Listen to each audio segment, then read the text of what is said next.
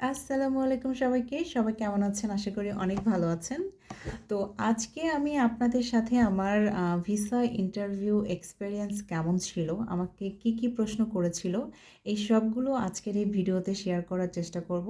আশা করব আপনারা ফুল ভিডিওটা দেখবেন এবং আপনাদের যদি কোনো কোয়ারিজ থাকে অবশ্যই আমাকে কমেন্ট সেকশনে জানাবেন। তো প্রথমেই আমি শুরু করি। আমার ইন্টারভিউ হয়েছিল কিন্তু দুবার। প্রথমে আমি ইন্টারভিউ যেটাকে বলে ফাইল সাবমিশন। তো এখানে আমাকে জাস্ট জিজ্ঞেস করেছিল যে আমি কেন চেক রিপাবলিকে যেতে চাই। তো এটা এখানেই স্টপ। এরপরে আমাকে আর কোনো প্রশ্ন করে নাই ফাইল সাবমিশনে। আমার যখন সেকেন্ড ইন্টারভিউটা হয়, এটার ডিউরেশন ছিল প্রায় ১ ঘন্টা ৪০ মিনিটের মতো এবং এখানে আমাকে এত প্রশ্ন করেছে যেগুলো আ মানে অনেক ক্রিটিক্যাল এবং আমার ব্যাকগ্রাউন্ড রিলেটেড ছিল। আমি আস্তে বলছি আপনাদের।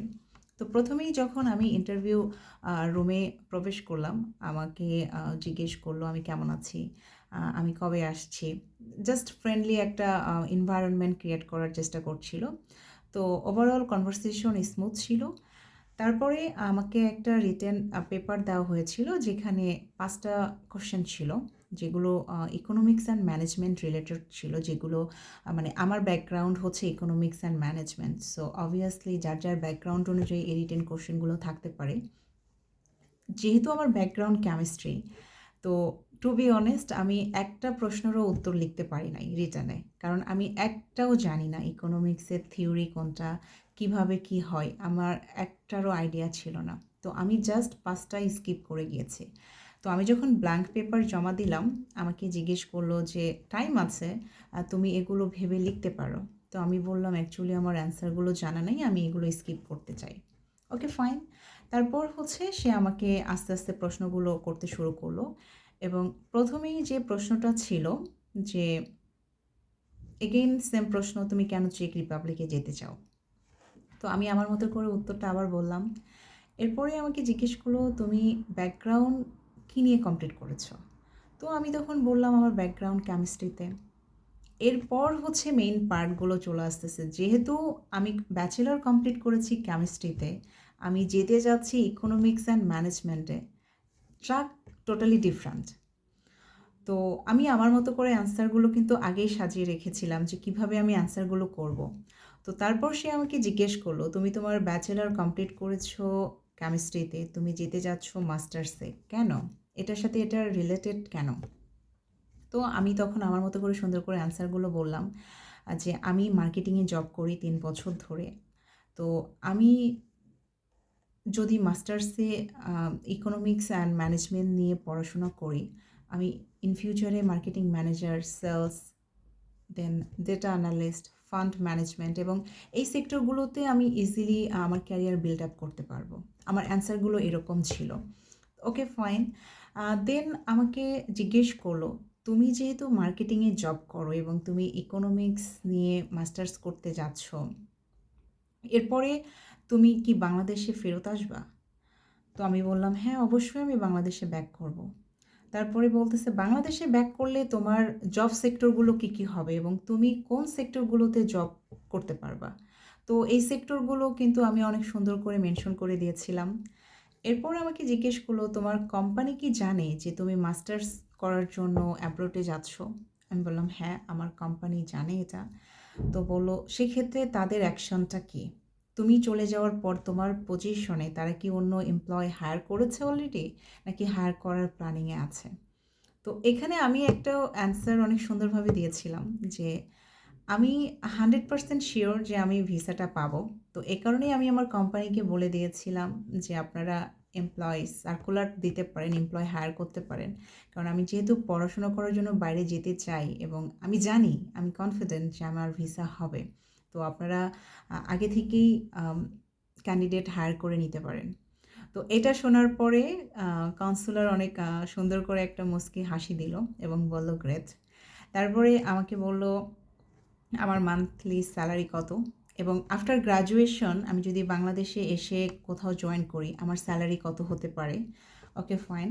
এরপরে আমাকে যে প্রশ্নগুলো করেছিল, এগুলো ছিল সব আমার ফ্যাকাল্টি, আমার সাবজেক্ট রিলেটেড, আমার ইউনিভার্সিটি কোথায়, লোকেটেড, আমার ডর্ম, আমি কোন ডর্মে অ্যাকোমোডেশন বুক করেছি, আমার সাবজেক্ট কী কী, ইকোনমিক্স অ্যান্ড ম্যানেজমেন্ট পড়াশুনো করার পর আমার আউটপুটটা কী হতে পারে, ইভেন আমি যদি চেক রিপাবলিকে থেকেও যেতে চাই সেক্ষেত্রে আমি কী ধরনের জব এখানে আম, করতে পারবো, বা আমি কী ধরনের কোম্পানিগুলোতে আমি জব করতে পারবো, এবং তারা যদি আমাকে এখানে থাকার অপরচুনিটি দেয় এবং জব করার অপরচুনিটি দেয়, আমি তাহলে থেকে যাব কি না, এই ধরনের অনেক ক্রিটিক্যাল প্রশ্নগুলো আমাকে শুধু প্যাঁচাচ্ছিল, যেহেতু আমার ব্যাকগ্রাউন্ড কেমিস্ট্রি এবং আমি যাচ্ছি ইকোনমিক্স অ্যান্ড ম্যানেজমেন্টে। তো আমি অনেক সুন্দর করে, অনেক রিল্যাক্সে ধীরে ধীরে উত্তরগুলো দেওয়ার চেষ্টা করেছিলাম। আপনারা অবশ্যই ইন্টারভিউতে চেষ্টা করবেন কথা ধীরে ধীরে বলার জন্য। এতে করে আপনি নেক্সটে কী বলতে চাচ্ছেন এটা যেন আপনার মাথায় থাকে। তাড়াহুড়ো করার কোনো দরকার নাই। রিল্যাক্সে অনেক সুন্দর করে আস্তে আস্তে আপনারা অ্যান্সারগুলো বলতে পারেন। এরপর আমাকে আরও জিজ্ঞেস করেছিল যে চেক রিপাবলিকে আমার কোনো ফ্রেন্ড বা আমার কোনো রিলেটিভ আছে কি না, বা আমার এটা ফার্স্ট টাইম ইউরোপে ভিজিট কিনা, দেন আমি ম্যারিড কিনা, দেন আমার চেক রিপাবলিকে গিয়ে বিয়ে করার কোনো প্ল্যানিং আছে কিনা, অ্যাসেট্রা অ্যাসেট্রা। এগুলো হচ্ছে জাস্ট একটা ফ্রেন্ডলি কনভারসেশন ছিল লাস্টেরগুলো। বাট মেইন পার্টটা ছিল হচ্ছে ফ্যাকাল্টি রিলেটেড, আমার ব্যাকগ্রাউন্ড রিলেটেড, আমি কিসে ব্যাচেলর কমপ্লিট করেছি এবং মাস্টার্সে কেন যেতে চাই। ওভারঅল এই ধরনের প্রশ্নগুলোই কিন্তু আপনারা বারবার বারবার রিভাইজ করবেন আপনাদের ইন্টারভিউতে। কারণ আপনাদের ব্যাকগ্রাউন্ড যদি চেঞ্জ হয়ে থাকে, আপনারা যদি ডিফারেন্ট ট্র্যাক থেকে ডিফারেন্ট ট্র্যাকে চলে আসেন, অবশ্যই এটার একটা ভ্যালিড রিজন আছে। এই রিজনটা এক্সপ্লেন অবশ্যই করতে হবে অনেক সুন্দর করে, আদারওয়াইজ কিন্তু হচ্ছে ভিসা রিজেক্ট হওয়ার পসিবিলিটি অনেক বেশি থাকে। তো অনেক সুন্দর করে আমার ইন্টারভিউটা কমপ্লিট হয়েছিল, এবং লাস্টে যেটা আমাকে বলেছিল এটা শুনে আমার মনে হয়েছিল যে আমি ভিসাটা পাবো। সেটা হচ্ছে যে আমাকে এভাবে বলেছিল যে আমার আমার যদি ভিসা দেওয়ার ক্যাপাবিলিটি এই মুহূর্তে থাকতো, আমি সাথে সাথে তোমাকে ভিসাটা দিয়ে দিতাম, বাট তোমাকে এর জন্য 7 ওয়ার্কিং ডেজ ওয়েট করতে হবে, এর মধ্যে তুমি ডিসিশনটা পেয়ে যাবা। তো এই কথাটা শোনার পর আমার মনে হয়েছে যে আলহামদুলিল্লাহ আমি হয়তোবা ভিসা পেতে যাচ্ছি। তো ইয়াস, 7 ওয়ার্কিং ডেজের মধ্যেই আমি আমার ভিসাটা পেয়ে গেছি এবং আমার অ্যাপ্রুভাল চলে আসছিল।